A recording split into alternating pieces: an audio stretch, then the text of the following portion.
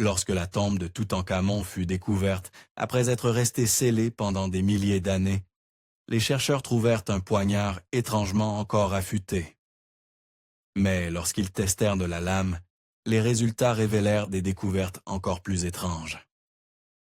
Le bref règne de Toutankhamon, il y a plus de 3000 ans, laissa peu de traces dans l'histoire, jusqu'à ce que la découverte de sa tombe intacte dans les années 1920 suscite un vif intérêt pour la civilisation égyptienne ancienne. Mais malgré son héritage éclatant, les restes brisés de Toutankhamon, exquisément préservés, révèlent donc que sa vie fut loin d'être dorée. Le pharaon Toutankhamon naquit vers 1341 avant notre ère, pendant le règne chaotique du pharaon Akhénaton de la 18e dynastie de l'Égypte ancienne. Son père est largement reconnu comme étant Akhénaton lui-même, un iconoclaste dont le règne fut si controversé et sacrilège que les pharaons suivants tentèrent de l'effacer complètement de l'histoire. Sa mère, en revanche, reste plus mystérieuse. Des tests ADN ont identifié la momie connue sous le nom de Jeune Dame, comme étant la mère de Toutankhamon, bien que son nom soit perdu dans le temps. Sa momie fut retrouvée dans une tombe secondaire, près du lieu de repos d'Akhénaton, connue sous le nom de tombe KV35. À un moment de son histoire, la momie de la jeune dame subit d'importants dégâts, probablement causés par des pilleurs de tombes anciens. Mais comment l'ont-ils identifiée?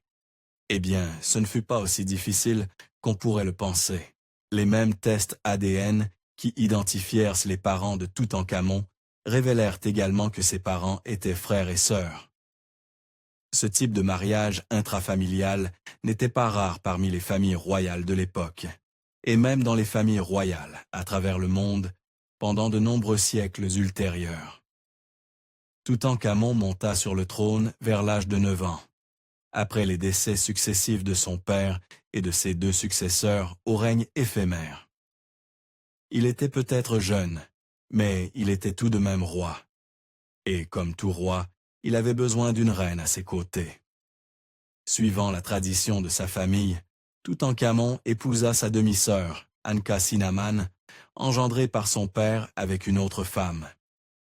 Toutankhamon engendra finalement 2 filles, dont les corps furent inhumés avec lui dans sa tombe. Tragiquement, aucune des filles du roi ne survécut longtemps. Les corps découverts avec lui étaient ceux de bébés. Les historiens pensent qu'une des filles ne vécut pas longtemps après sa naissance. L'histoire de l'autre enfant est encore plus déchirante. Les restes momifiés des filles de Toutankhamon étaient très petits, l'un particulièrement. Les scientifiques conclurent que l'une des filles royales était née prématurément, probablement après seulement 5 à 6 mois de grossesse. Un bébé prématuré à cette époque avait peu ou pas d'espoir de survie. Toutankhamon était un roi de petite taille, littéralement, mesurant environ 1,65 m avec une taille fine et des hanches arrondies. La découverte de son crâne révéla également une caractéristique choquante, très rare pour l'époque. Il avait de belles dents. Les scans CT révélèrent aussi quelque chose à son sujet qui n'avait jamais été vu dans aucune représentation artistique. Il était probablement né avec un palais fendu partiel. Le fait qu'il n'ait jamais permis que ce détail soit inclus dans ses représentations indique qu'il en ressentait une certaine honte. Mais les problèmes de santé n'étaient qu'un de ses soucis. Il devait également gérer le désordre laissé par son père. Toutankhamon monta sur le trône pendant une période turbulente, connue sous le nom de période d'Amarna. Son père, Akhénaton, avait complètement bouleversé le royaume, en interdisant la religion égyptienne millénaire et en instaurant sa propre religion monothéiste appelée atonisme. Les réformes religieuses d'Akhénaton commencèrent à se détériorer dès son décès. Et au moment où Toutankhamon prit le trône, la situation avait sombré dans le chaos. C'était trop pour le jeune pharaon à gérer seul. En raison de son jeune âge, il était probable que les conseillers de Toutankhamon mirent en œuvre la plupart de son agenda politique, du moins pendant les premières années de son règne. Beaucoup de ces figures de la cour avaient leurs propres ambitions et idées sur ce qu'il fallait faire de l'Empire. L'un des conseillers les plus proches de Toutankhamon était l'homme qu'il nomma seigneur du pays, son général Arameb. Contrairement à la plupart de ses pairs, Arameb était d'origine paysanne et avait gravi les échelons de l'armée pour atteindre sa position honorée à la cour du pharaon. Mais les responsabilités de Arameb étaient un peu plus pratiques que celles des autres. Toutankhamon l'avait nommé à ce poste pour maintenir l'ordre et la loi. Mais le pharaon avait lui-même besoin d'apaisement. Le jeune roi était connu pour ses crises de colère enfantine lorsqu'il n'obtenait pas ce qu'il voulait. Et son général possédait une compétence unique, la capacité de calmer son jeune seigneur lorsque ces crises survenaient. Mais il y avait une idée insidieuse que les conseillers de Toutankhamon voulaient plus que tout lui mettre dans la tête. Beaucoup dans le royaume désapprouvaient encore le virage d'Akhénaton, loin de la religion égyptienne traditionnelle, et les conseillers du jeune roi partageaient ce point de vue. Sous leur direction, Toutankhamon commença à restaurer la religion polythéiste égyptienne et à défaire le changement religieux de son père vers l'atonisme. Cela impliqua une grande reconstruction. Toutankhamon, ou plus probablement ses conseillers, entreprit plusieurs grands projets de reconstruction, restaurant des temples et des monuments à travers le royaume. Toutankhamon rétablit également les cultes traditionnels et rendit aux prêtres leurs anciennes positions de pouvoir. Son père avait également déplacé la cour royale de Memphis, près du Caire moderne, vers la ville d'Amarna, un rejet symbolique des anciennes traditions. Bien que ce fût la capitale à sa naissance, Toutankhamon ramena la cour à Memphis, abandonnant complètement Amarna. Malgré sa soumission à la volonté de ses conseillers et le retour de la capitale à Memphis, Toutankhamon semblait hésitant à abandonner totalement son père. Des preuves suggèrent qu'il exhuma le corps de l'ancien pharaon près d'Amarna et le réinhuma dans l'estimée vallée des rois. Mais même s'il avait un faible pour son père, Toutankhamon continua néanmoins à défaire tout ce qu'Akhénaton avait fait. Parmi les nombreux projets de construction initiés par Toutankhamon, l'un des plus connus est peut-être l'avenue des Sphinx menant au temple de Mut. Le roi dota les statues existantes de nouvelles têtes de béliers élaborées et de statues à son effigie. Mais plus encore que les structures qu'il construisit, les monuments à sa propre gloire reflétaient un changement religieux encore plus grand. Alors que les anciens Égyptiens déifiaient généralement les pharaons après leur mort, Toutankhamon était spécial. Bien que son règne ne durât pas longtemps, il fut l'un des rares pharaons à être déifié et adoré comme un dieu de son vivant. Cela était probablement dû à ses efforts pour restaurer la religion traditionnelle et à la faveur qu'il avait auprès du clergé. Les preuves suggèrent que le culte de Toutankhamon atteignit une popularité presque universelle dans toute l'Égypte ancienne. Les gens venaient de tout le pays pour implorer ce demi-dieu de leur pardonner leurs péchés et de les guérir de leurs maux. Et la bienveillance du pharaon s'étendait au-delà de son propre peuple. L'Égypte se retrouva en proie à des troubles économiques après le règne du père de Toutankhamon, ce qui avait entraîné une négligence diplomatique. Le jeune pharaon tenta de rétablir la paix avec les royaumes voisins, et la présence de divers cadeaux d'autres pays dans sa tombe suggère qu'il réussit dans ses entreprises. Cependant, aussi longtemps qu'il régna, Toutankhamon n'était pas un faible. Il n'y eut pas une absence totale de conflits pendant son règne, des preuves indiquant que le jeune pharaon entreprit au moins quelques campagnes militaires. Les preuves historiques suggèrent que Toutankhamon reste l'un des rares rois invaincus d'Égypte, ce qui pourrait indiquer un talent pour la stratégie militaire. Cette prouesse au combat, cependant, est une autre affaire. Il est sujet à débat si Toutankhamon participa activement aux batailles, et il n'y a pas de consensus parmi les historiens. Les preuves de sa présence sur le champ de bataille incluent l'impressionnant arsenal trouvé dans sa tombe, ainsi que des images le représentant en combat. La preuve la plus convaincante contre sa prouesse guerrière est la spéculation historique, selon laquelle il aurait pu souffrir de handicaps physiques importants. Les tests ADN ont suggéré qu'il aurait pu souffrir de nécrose osseuse et de pieds-bots. Et la présence d'une canne ornée dans sa tombe implique fortement qu'il en dépendait pour se déplacer. Malheureusement, la mauvaise santé du jeune roi finit par le rattraper. Son règne s'acheva prématurément, seulement 9 ans après son ascension au pouvoir. Le roi mourut, à l'âge tragiquement jeune de 18 ans, après avoir présidé une période de transformation considérable. La cause de sa mort a suscité un vif débat. Comme il n'existe aucun registre des circonstances de la mort de Toutankhamon, de nombreuses théories ont émergé. La cause la plus probable est une combinaison de facteurs, principalement une fracture de la jambe évidente sur ses restes et des complications d'une grave infection de paludisme. En fait, les tests génétiques ont révélé que cette dernière semblait être un fléau pour l'existence du roi. Les tests sur les restes de Toutankhamon révélèrent plusieurs infections de la souche la plus sévère du paludisme, probablement à l'origine de difficultés de santé importantes pour le jeune pharaon.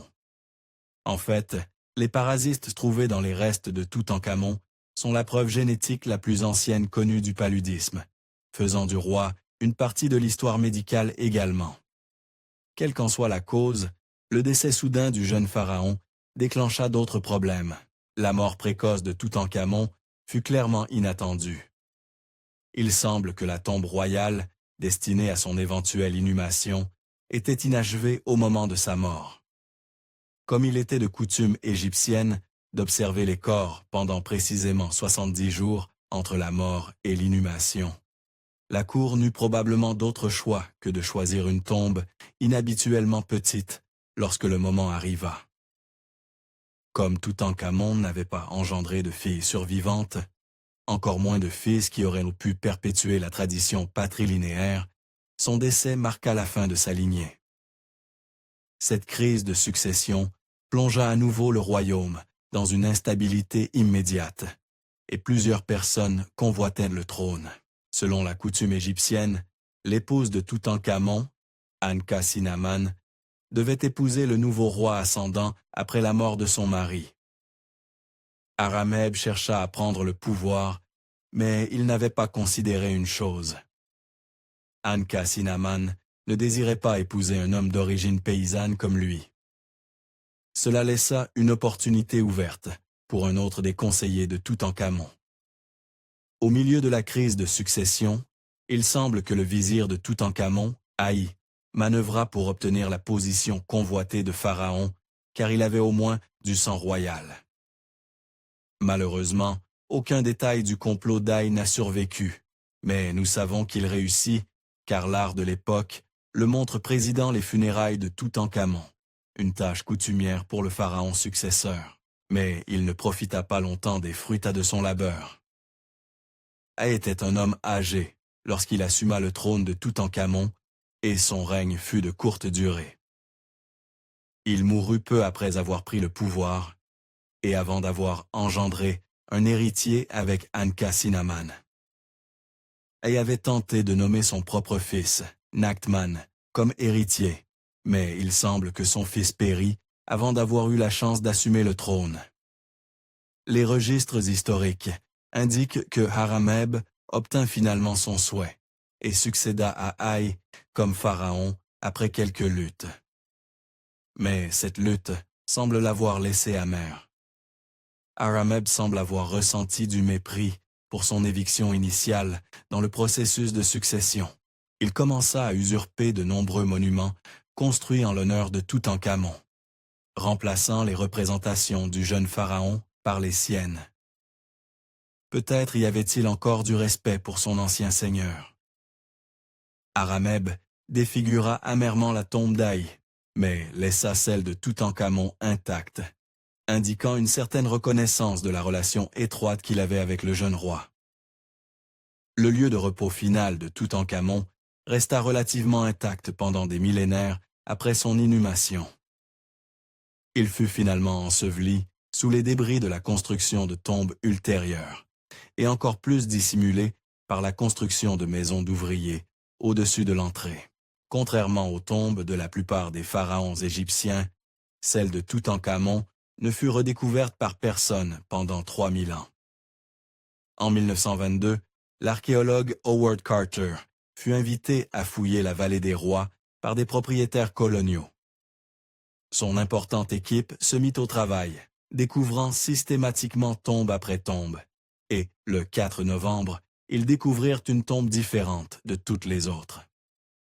Divers récits attribuent la découverte soit à des ouvriers creusant sous la hutte des travailleurs, soit à un jeune garçon local creusant à l'extérieur de la zone de travail désignée. Quoi qu'il en soit, ce qu'ils trouvèrent était impressionnant. La plupart des tombes découvertes par l'équipe de Carter jusqu'à ce point étaient dans divers états de délabrement. Cependant, ils trouvèrent la tombe de Toutankhamon dans un état de préservation presque parfait. Elle se révéla être une source inépuisable de découvertes historiques et scientifiques. Enterré aux côtés de Toutankhamon se trouvait un trésor d'artefacts resté dans un état presque intact. Parmi les 391 à 8 objets trouvés dans sa tombe, les archéologues découvrirent un cercueil, un masque funéraire, des trônes, des instruments de musique et un poignard étrangement affûté. Lorsque les scientifiques testèrent récemment le métal de la lame, ils déterminèrent qu'il provenait d'une météorite. Mais il est hautement improbable que les anciens Égyptiens aient eu la technologie pour fabriquer une arme à partir de débris de météorites. Ainsi, le poignard provenait soit d'une civilisation plus avancée, soit, comme certains esprits parfaitement sains en sont convaincus, il aurait pu être laissé par des extraterrestres. L'objet le plus reconnaissable récupéré de la tombe de Toutankhamon fut son masque funéraire orné. La représentation, faite d'or, de turquoise et d'autres matériaux, et probablement inspirée du visage réel du pharaon, est devenue presque synonyme de la culture égyptienne ancienne. La découverte de la tombe de Toutankhamon fit les gros titres dans le monde entier et suscita un vif intérêt pour l'Égypte ancienne. En effet, le surnom désormais courant de roi Tut fut une création de cette frénésie médiatique. La vie de Toutankhamon fut courte, et en tant que pharaon, son nom eut peu d'impact sur la culture de son époque. Mais grâce à la préservation de sa tombe et à la publicité de sa découverte, il est devenu plus ou moins le symbole de l'Égypte ancienne dans l'esprit de la plupart des gens du monde moderne. Au cours du dernier siècle, des dizaines d'expositions centrées sur Toutankhamon et ses artefacts ont été organisées et ont voyagé à travers le monde. Toutes ont attiré un nombre record de visiteurs dans leurs musées hôtes. Et Toutankhamon est devenu l'un des billets historiques les plus prisés sur Terre. Mais le pharaon lui-même reste généralement en place. Depuis 2007, la momie de Toutankhamon a été ramenée dans sa tombe à Luxor, en Égypte, où il reste exposé pour les touristes du monde entier. Le pharaon qui, de son vivant, affronta tant de tragédies a, d'une manière symbolique, obtenu la réincarnation dont il rêvait probablement, à une échelle qu'il n'aurait jamais pu imaginer.